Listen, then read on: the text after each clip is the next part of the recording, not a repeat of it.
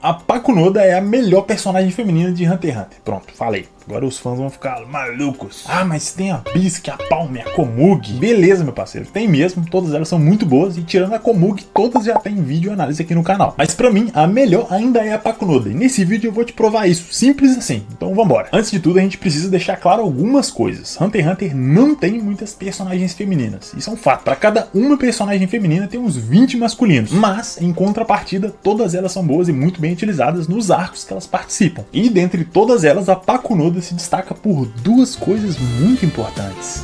E claro que eu tô falando da personalidade e das habilidades nem dela, né? Se você pensou em outra coisa, puta que pariu, né, meu mano? Começando pelas habilidades nem, a primeira que a gente vê ela usando é a psicometria, em que ela consegue ler as memórias de qualquer pessoa que ela esteja em contato físico, com o bônus de que tentar enganar ela ou esconder os pensamentos é simplesmente impossível por uma razão bem simples. Não pensa no Hisoka gemendo com o áudio do Plankton de fundo.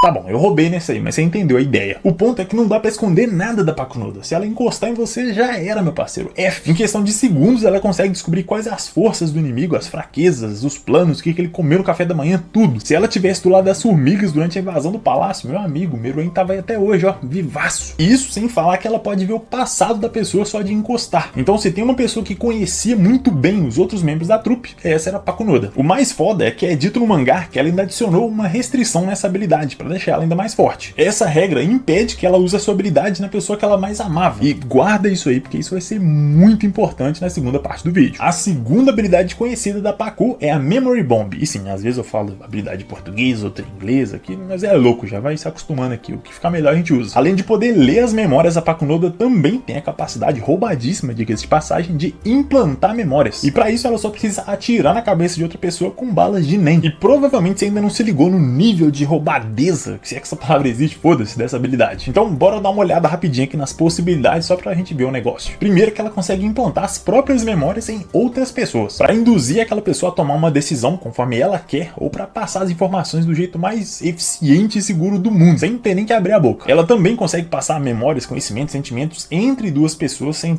necessariamente ser dela, já que ela pode basicamente roubar a memória de um e atirar no outro, que basicamente é um Bluetooth de pensamento, foda-se. O que ela faz é basicamente um transplante mental instantâneo. E se não tiver bom o bastante, ela ainda pode apagar a memória de alguém com um tiro, atirando a memória de uma pessoa de volta nela mesma. Agora, imagina se, sei lá, ela apaga as memórias de décadas de treinamentos do Netero, antes de uma luta, por exemplo, ou da Bisque, do Morel, do Zeno, tirando uma das principais vantagens que esses caras têm, a experiência. Você tá entendendo o nível de apelação disso aqui? E isso é tão foda que até o Crollo, o cara que rouba habilidades, que já deve ter visto todo tipo de skill por aí, falou que a dela é a mais importante da trupe inteira. É basicamente insubstituível. E daí você deve estar pensando, pô, mas o Voguinha é muito mais forte, muito mais útil, o Feitão joga um sol, ele é muito mais poderoso. E sim, você tem toda a razão. Só que poder bruto e força física são coisas que outros personagens também têm, às vezes até mais que esses dois. Mas agora me fala aí qual outro personagem que você conhece que pode literalmente roubar e manipular memórias desse jeito. Não tem, né? Pois é. Ela ainda é uma lutadora corpo a corpo muito boa, ficando em 11º em força física da trupe, acima da Shizuku, inclusive, que também tem outras duas qualidades muito tops, mas a gente discute em outro vídeo aí se vocês quiserem. A Pakunoda também é extremamente rápida a ponto de ter capturado o Gon e o Killua de uma só vez, sem nenhuma dificuldade. Então sim, ela não é só aquela pessoa com poder super útil, mas que não se garante no X1. Ela é uma porradeira das boas. Então, falando de poder, ela é extremamente única na obra inteira, mas claro que não para por aí. Mas, antes de continuar para o nosso próximo tópico, deixa eu dar um aviso rápido aqui pra vocês. Se você gosta da forma que eu analiso os personagens, as obras e do conteúdo que eu trago por aqui, se inscreve no meu segundo canal. Nele a gente vai falar de outros temas que não são animes, mas que eu acho que vocês também vão gostar, porque são coisas que eu gosto e o público tende a gostar das mesmas coisas. Foda-se, você entendeu? Só se inscreve lá que vai ser top, já é? Logo tá saindo o vídeo lá, pode ter certeza que não vai demorar, então já se inscreve, dá essa força aí, vambora. Agora sim, voltando pra Pakunoda. Depois que a gente já deu essa geral nos poderes da personagem, tá na hora da gente falar da melhor parte, o melhor pedaço do bolo, que é justamente a personalidade da Pakunoda, acredite ou não. Tudo porque ela é uma das mais complexas e importantes da trupe inteira. Desde a sua apresentação, a gente começa a perceber que a Pakunoda tem um lugar especial na trupe, principalmente com relação ao Crollo. Mas pra isso ficar bem claro, a gente primeiro precisa ir pro mangá, mais especificamente pro passado da trupe.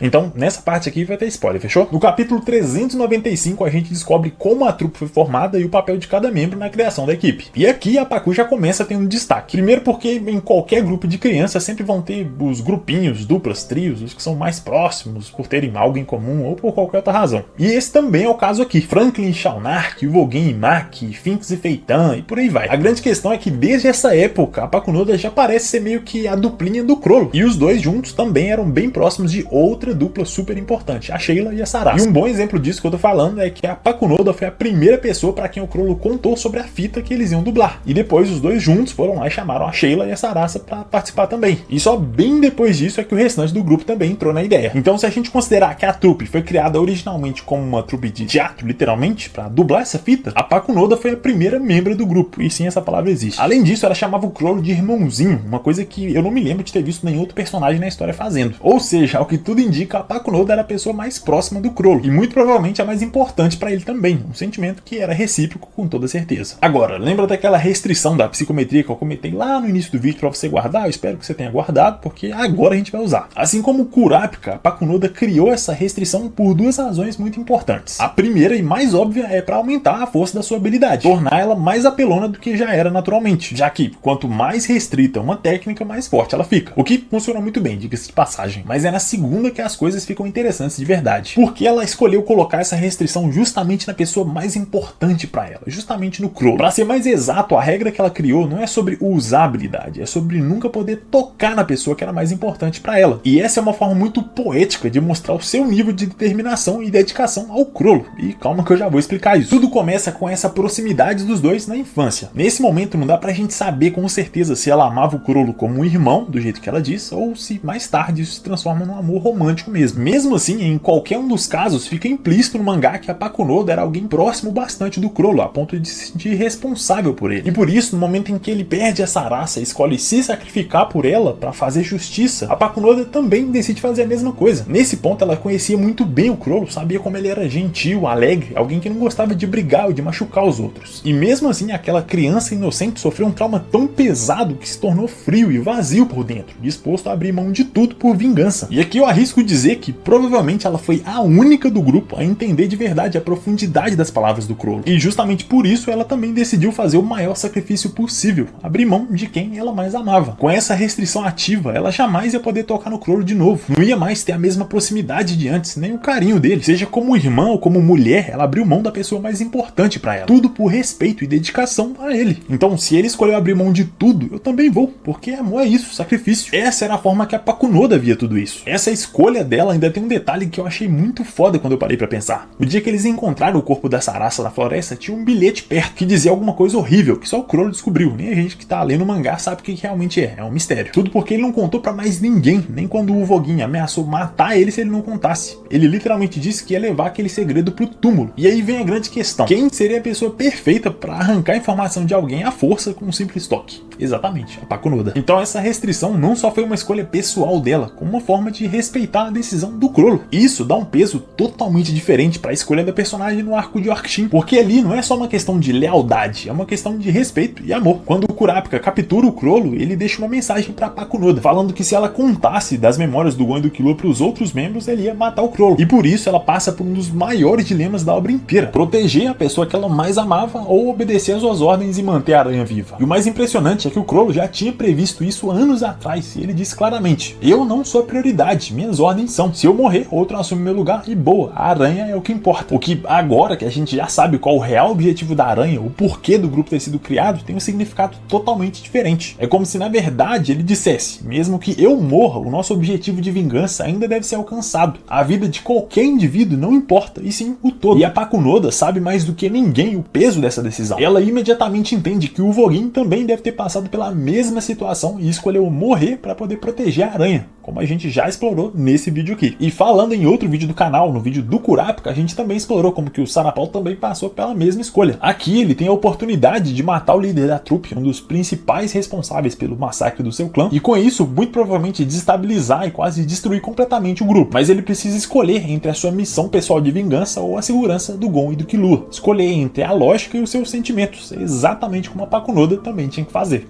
E é interessante pensar como os dois acabaram escolhendo a segunda opção. O Kurapika Kurapika abriu mão da sua vingança imediata pelos seus amigos e a Pakunoda aceitou a corrente do julgamento para poder salvar o Chrollo. Isso mostra o quanto ela estava disposta a trocar tudo pela vida dele, inclusive a dela mesma. E é aí que a gente chega na cena mais foda da personagem, o momento que define a Pakunoda como a melhor personagem feminina de Hunter x Hunter. A essa altura o acordo com Kurapika era bem simples. Ela tinha que voltar para a trupe e contar para os outros membros sobre a troca de reféns. Se ela revelasse qualquer outra informação além dessa, ela morreria imediatamente pelas correntes do Kurapika. E por isso ela escolhe seguir as regras. Ela vai até eles, leva o Gon e o Killua e faz a troca. O problema é que o Chrollo também tinha recebido essas restrições de Nen. Com elas ele não ia poder mais usar o Nen e nem podia entrar em contato com o resto do grupo, o que impediu os dois de contar qualquer coisa sobre o Kurapika e sobre seus poderes. Então, na prática, era como se o Chrollo tivesse morrido para a trupe, e sem Nen ele era praticamente inútil. Então a única forma dele recuperar suas habilidades seria se a própria trupe, por conta própria, conseguisse alguém para tirar as restrições de Nen que o Kurapika implantou. Mas eles nem sequer sabiam como funcionavam os poderes do Kurapika, do que se tratava exatamente. Eles não tinham a menor ideia de como esses poderes funcionavam e se tinham ou não uma forma de tirar as restrições. Ou seja, o plano do Kurapika era perfeito, a não ser por uma coisa: a Pakunoda amava o Chrollo acima de tudo e a trupe fantasma acima dela mesma. E por isso, na melhor cena da personagem, ela caminha lentamente até o esconderijo da trupe, sem poder dizer nada sobre o Kurapika ou sobre o Chrollo. Ela apenas pergunta se eles confiam nela. E assim, ela coloca todas as suas memórias, emoções e sentimentos em 6 balas e faz o sacrifício pelo qual ela esperou a vida inteira.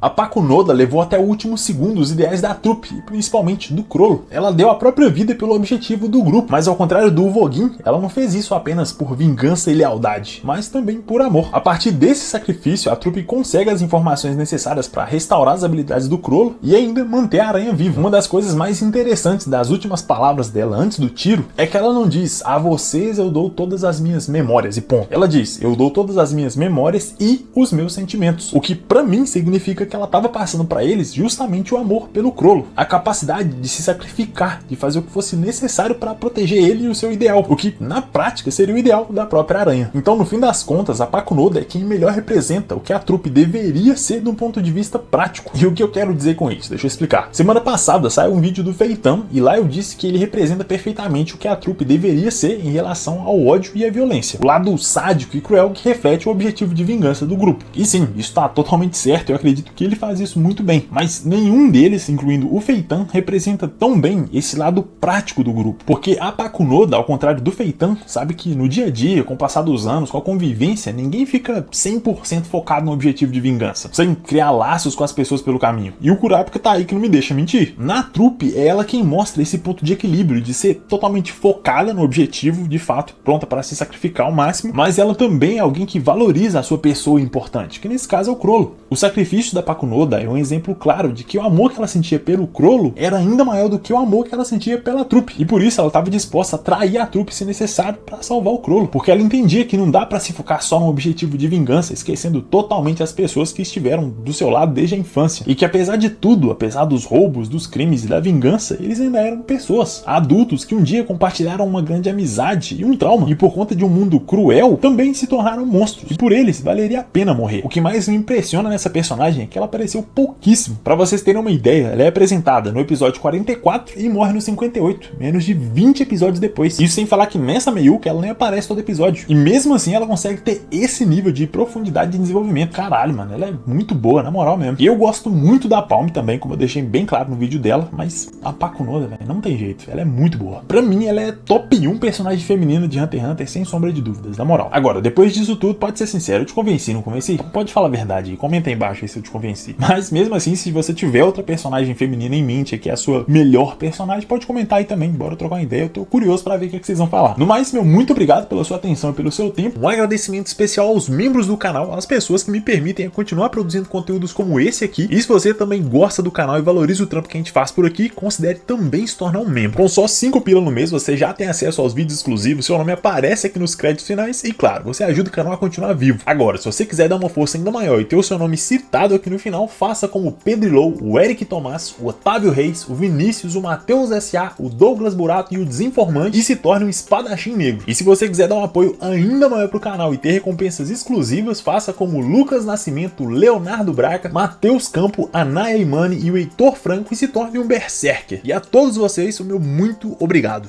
No mais, tamo junto, é nóis e te vejo no próximo vídeo. Valeu!